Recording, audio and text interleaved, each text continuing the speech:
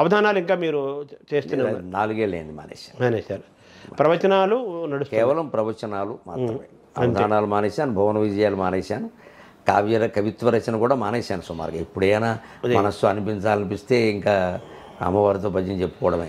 మీరు సాగరకోశ కావ్యంలో చెప్పినట్టుగా మీరు ఎక్కువ మౌనాన్ని ఎక్కువ ఆశ్రయించడానికి ఎందుకు ఇష్టపడుతున్నారు సార్? ఎందుకంటే అదంతా రమణ మహర్షి ప్రభావం. ఆయన పుస్తకాలు ఎక్కువ చదవడం చేయడం. నాకు మొత్తం మీద ఏంటంటే, ఒక్క ప్రశ్నకైనా చక్కనైన జవాబు దొరకదయ్యే సృష్టి దుర్గమయ్యే.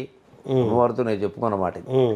ఒక్క ప్రశ్నకైనా చక్కనైన జవాబు దొరకదయ్యే సృష్టి దుర్గమయ్యే ప్రశ్న లేని మౌన భావమే నయమౌనం అది చెప్పదయ్యే అమ్మవారు. పోనీ కనిపించి నోరు మూసుకోరా అని చెప్తే మూసుకునేవాళ్ళం కదా, అదే మౌనం. ఇది మనమే ఊహించుకోవాలి. అందుకని నాకు ఈ సృష్టి గురించిన తత్వాలన్నీ చదివితే ఏర్పడిన అభిప్రాయం ఏమిటంటే, పూర్తి మౌనంతో ఆలోచన కూడా లేకుండా మనలోకి మనం వెడితే తప్ప ఈ తత్వం తెలియదు. ఇది గ్రంథాల వల్ల తెలిసేది కాదు. రోజుకు 4 గంటలు నేను మౌనంగా ధ్యానం చేస్తాను. కరోనాలో అలవాటైంది. కార్యక్రమాలు లేకపోవడం మీకు బాగానే కలిసి వచ్చినట్టుంది. చాలా కలిసి. 2 పిల్లలకి పెళ్ళిళ్ళు కరోనా సమయంలో అయ్యాయి. అందరికీ కరోనా సంవత్సరం మాకు కళ్యాణనామ సంవత్సరం. అప్పుడు నాకు ఆ మౌనం అంటే ఉండడం అలవాటే. ఇది దీన్ని సద్వినియోగం చేసుకుందాం, ఊరికే ఏదో ఈ కరోనా గురించిన వార్తలు చదవడం కంగారు పడ్డం కంటే చేసుకున్నాను. అది అలా అలవాటైపోయి ఇప్పటికీ ఇంట్లో అప్పుడు అరగంట అప్పుడు 1 గంట చొప్పున నాకు కొన్ని 3 గంటలకు ఒకసారి కేటాయించుకొని 4 గంటలు మౌన ధ్యానంలోనే ఉంటాను. అవధాన విద్యకు పద్మశ్రీ వచ్చినందుకు మీరు ఎలా మీకు అనిపించింది సార్ ఆ సందర్భంలో? ప్రకటించినప్పుడు లిటరేచర్ అండ్ ఎడ్యుకేషన్ అనే అన్నారు. అంచేత నా అవధానాలకి, నా సాహిత్యానికి, నా ఉపాధ్యాయ వృత్తికి ఇవన్నీ దృష్టిలో పెట్టుకుని ఇచ్చారని భావించాలి. అది నేను ఒకటే అనుకున్నానంటే, మనం ఈ బిరుదులు వీటితో నిమిత్తం లేకుండా మనం భారతదేశ సేవ చేస్తున్నాం వాగ్రూపంలో. అంటే ఎప్పుడు నేను దేశభక్తికి చెప్పకుండా దైవభక్తి చెప్పాలి. అవును, మీ రూమ్లో జెండా అని చెప్పారు కదా పైన. దేశభక్తి గురించి చెప్పకుండా దైవభక్తి చెప్పాలి. సమాజానికి నువ్వేం చేసావో ముఖ్యం. పుణ్యక్షేత్రాలు తిరిగావా లేదా ముఖ్యం కాదు. 12 జ్యోతిర్లింగాలు చూడడం కంటే 10 మందికి అన్నం పెట్టడమే ముఖ్యం చెప్పాను నేను.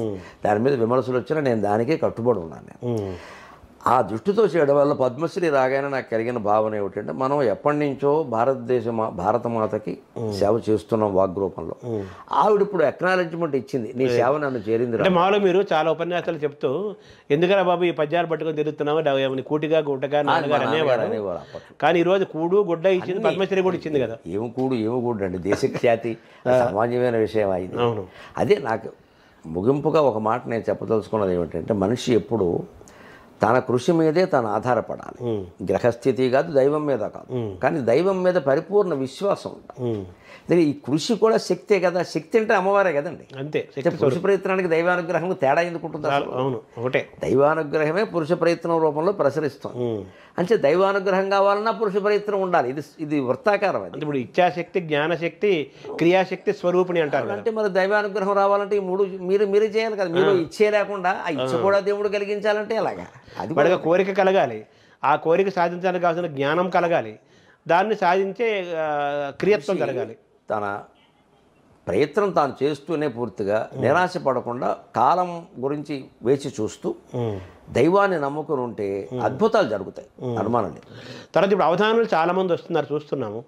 కానీ అవధానం సారవంతంగా, శక్తివంతంగా, పాండితీ గరిమతో ఉండాలి అంటే అవధాన విద్యను మనం ఎలా మనం మీరు సూచించేది? వాళ్ళని బాగా చదవమనండి ముందు. నేను నన్ను కలిసిన వాళ్ళకి అదే చెబుతాను. ఇప్పుడు కొంచెం షార్ట్ బెనిఫిట్లు అలవాటు అయ్యాయి కదా. తొందరగా ఎదురు చేసేద్దాం, తొందరగా 4 అష్టావధానాలు చేయగానే శతావధానం చేశాడు. 50 చేసే వరకు నాకు ఆ ధైర్యం రాలేదు.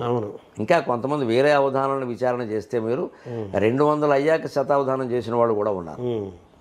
దానికి వీళ్ళు 4 చేయగానే ఏదో చతురానన, పంచానన, షడానన అని బిరుదాలు ఇచ్చేయడం, అక్కడి నుంచి శతావధానం ఉండడం, ఒకటి అయిపోగానే టైటిల్ ఒకటి పెట్టుకుని కూర్చోవడం, ఈ కక్కుర్తి పనులు కాకుండా పూర్వ అవధానాలను, అందులో ఇప్పుడు అవధానాలు అందరికీ పుస్తకాలు కూడా వచ్చాయి, అందుబాటులో ఉన్నాయి కదా, శుభ్రంగా చదివి చేస్తే కూడా అందుబాటులో ఉన్నాయి కదా, ఏ సమస్య ఎలా చేయొచ్చు తెలుసుకోవచ్చు.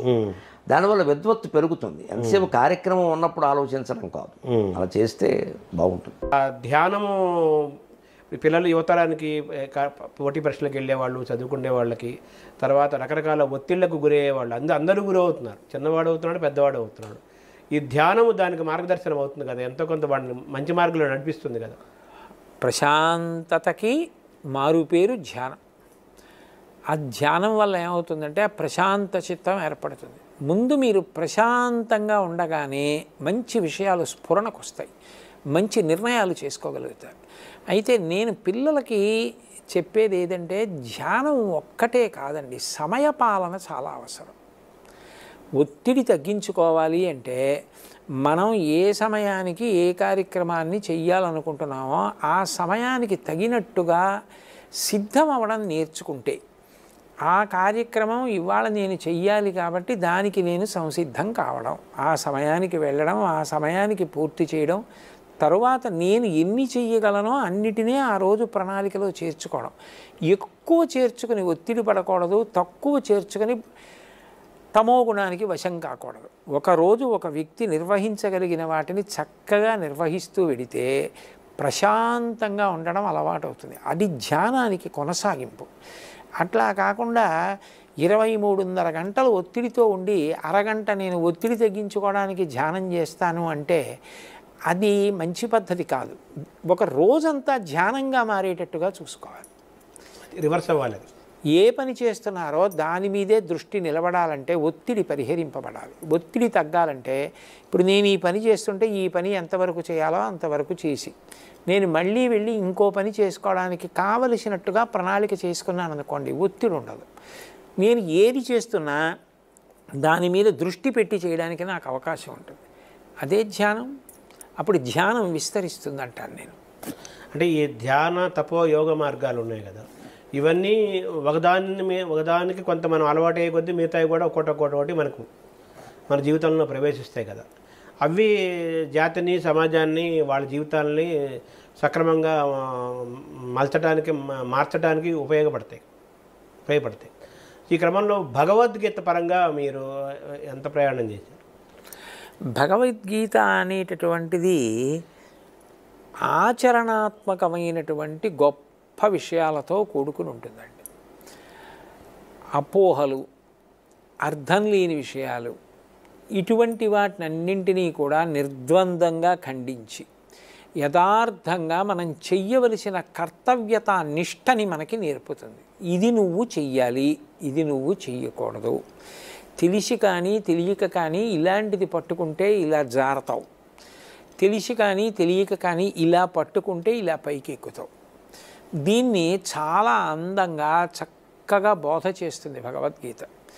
అందుకే అది నాకు ఆచరణాత్మకంగా అనిపిస్తుంది. చూడండి, ఒక శ్లోకం ఉంటుంది, ధ్యాయతో విషయాన్ పుంసః సంగత్ శిశూపజాయతే సంగాత్ సంజాయతే కామః కామాత్ క్రోధోభిజాయతే క్రోధాత్ భవతి సమ్మోహః సమ్మోహాత్ స్మృతివిభ్రమః స్మృతిభ్రంశాత్ బుద్ధినాశో బుద్ధినాశాత్ ప్రణశ్యతి. అనవసరపు విషయం జోలికి వెళ్ళి దాన్నే పట్టుకుంటే ఎంత వేగంగా జారిపోయి ఎక్కడికొచ్చి పడిపోతాడో చెప్తుంది. ఒక విషయాన్ని పట్టుకోవలసిన రీతిలో పట్టుకోవడం చిట్ట చివరికి ఏ ప్రయోజనానికి కారణమవుతుంది అంటే ఏడవలసిన అవసరం ఉండదు. అసలు భగవద్గీత ప్రారంభమే అది కదండి.